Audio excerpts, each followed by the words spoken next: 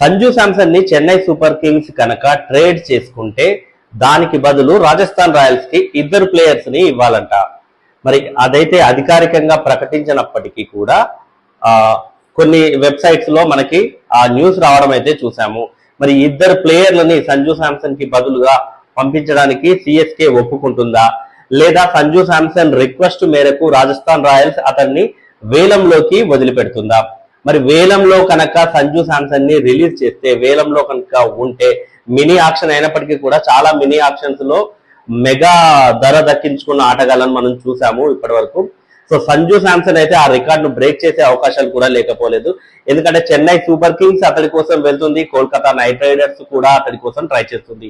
ఎందుకంటే గతంలో గౌతమ్ గంభీర్ ఉన్నప్పుడు Sanju Samson Kolkata night riders squad లో ఉన్నాడు. అంటే ఆ ట్రోఫీ గెలిచినప్పుడు ఆడలేదు, తను టీంలో ఆడలేదు, కానీ ఆ స్క్వాడ్ లో అయితే ఉన్నాడు.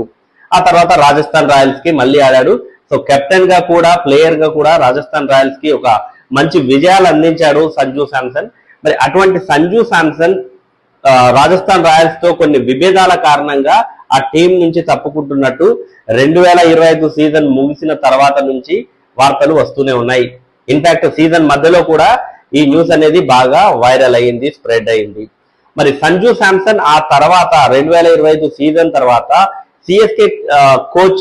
CSK head coach Stephen Fleming ని అమెరికాలో కలిశాడని కూడా వార్తలు వచ్చాయి. మరి అందులో ఎంతవరకు నిజం ఉన్నదన్నది తేలాల్సింది.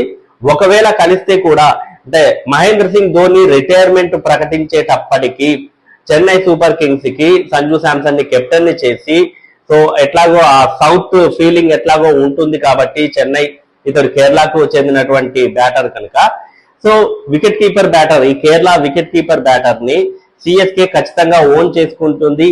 చిన్నతలగా కూడా అభివర్ణించే అవకాశం కూడా ఉంటుంది. ఫ్యాన్స్ లో కూడా సౌత్ ఫీలింగ్ అనేది అయితే ఉంటుంది. సో వీటన్నిటి దృష్ట్యా సిఎస్కే అయితే ఖచ్చితంగా సంజు శాంసన్ ని దక్కించుకోవచ్చు. అది ట్రేడింగ్ లోనా లేకపోతే వేలంలోనా అనేది అయితే వేచి చూడాల్సిందే. మీరేమనుకుంటున్నారో కామెంట్ చేయండి.